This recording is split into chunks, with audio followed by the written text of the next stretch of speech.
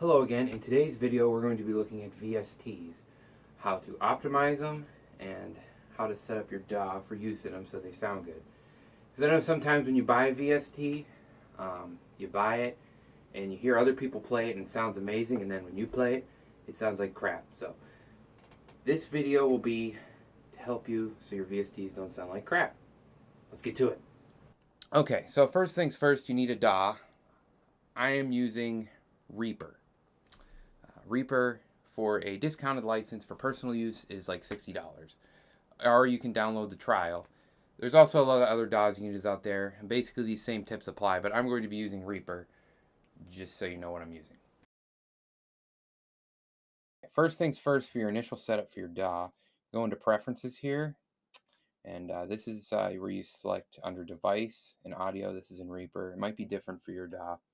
But you're going to want to select ASO driver. All these other ones really add too much latency, and it's really hard to play guitar with any of these other ones, which is why a USB audio interface is really the best way to go, because you get the least latency.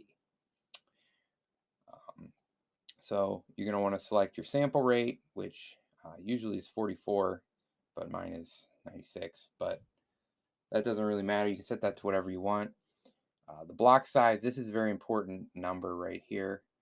The lower this is, the least latency you'll get. So if this is set too high, you'll hit strings on the guitar and there'll be latency and it'll be really difficult to play. It'll just sort of remove the connection from you playing guitar and the computer. It won't feel natural. So I have it set to 128. You can set it to 256 or 512 or even 64.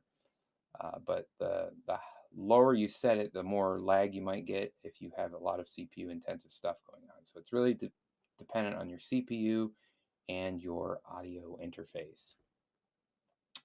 128 is a good number for me. Now, if you click in ASO configuration, this will open the control panel for your ASO driver.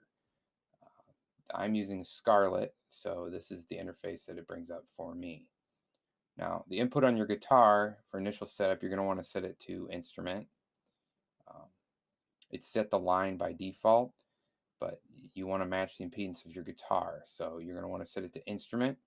Sometimes this is done in software, like in this case. Other times there'll be a button on the front. Okay, so now that you have your DAW all the way set up, first thing you're going to want to do is make a new track and then add an effect. What you're going to want is you're going to want to add an amplifier. There's lots of different ones you can download. I have these Le Pou plugins, which come in like a pack, and I'm just going to go with the Legion amplifier. So let's click on that and it'll load it up.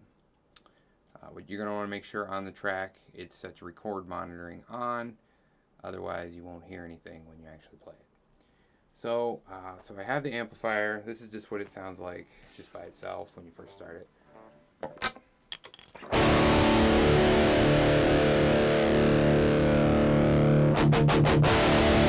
Kind of sounds kind of crappy.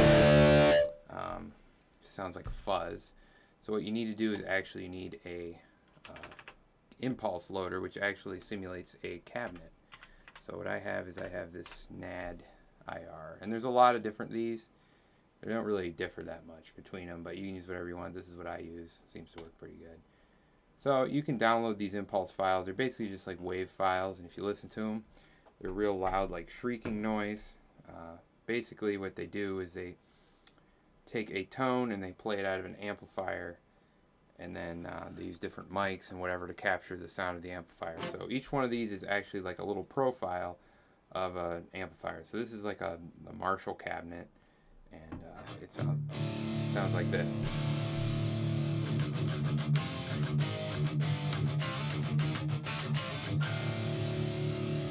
So it sounds better than just straight. And then you need to load this,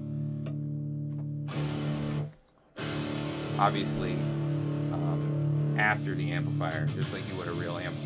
Otherwise you'll still get that fuzzy sound. Okay, so next thing you're going to want to do is tweak your sound a little bit. You can do that, obviously you can go into the plug-in and you can change whatever you want.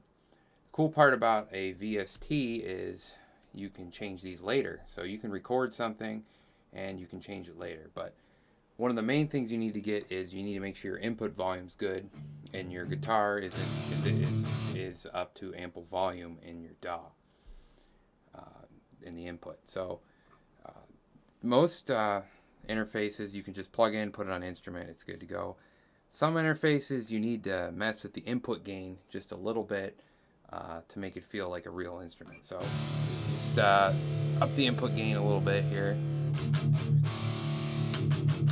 until you get it to a level that sounds good and feels comfortable to play. You just want to make sure it doesn't clip, obviously. And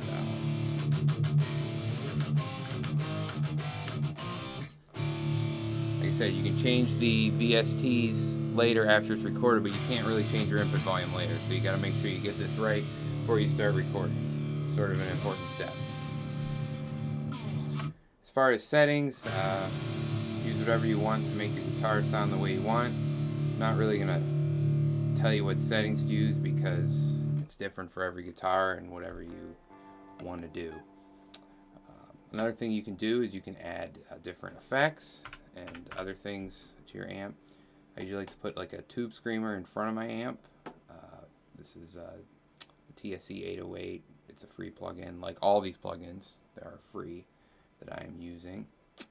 So you just set that like you sort of would a regular tube screamer, and you put that in front of your amp.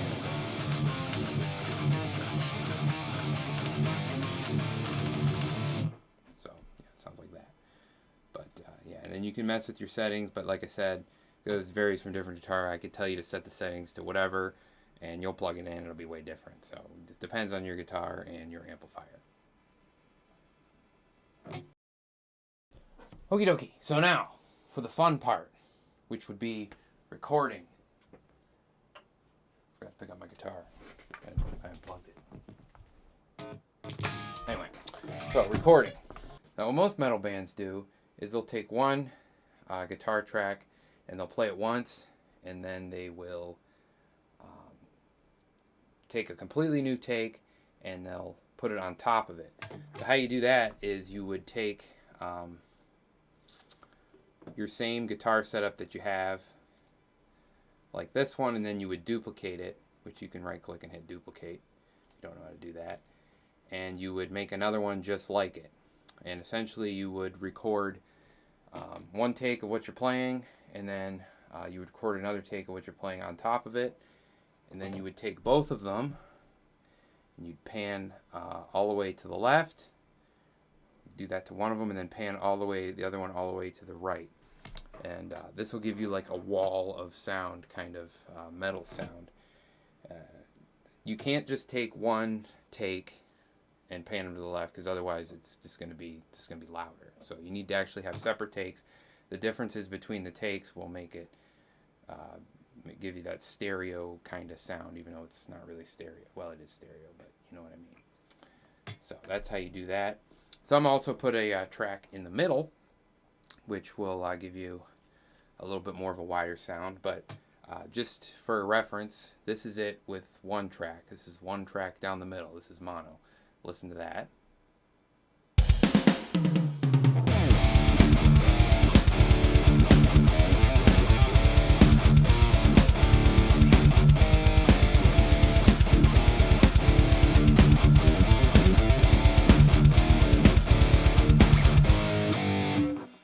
Okay, so that sounds okay. Then we'll take the same track and we'll double the tracks, and we'll listen to it now.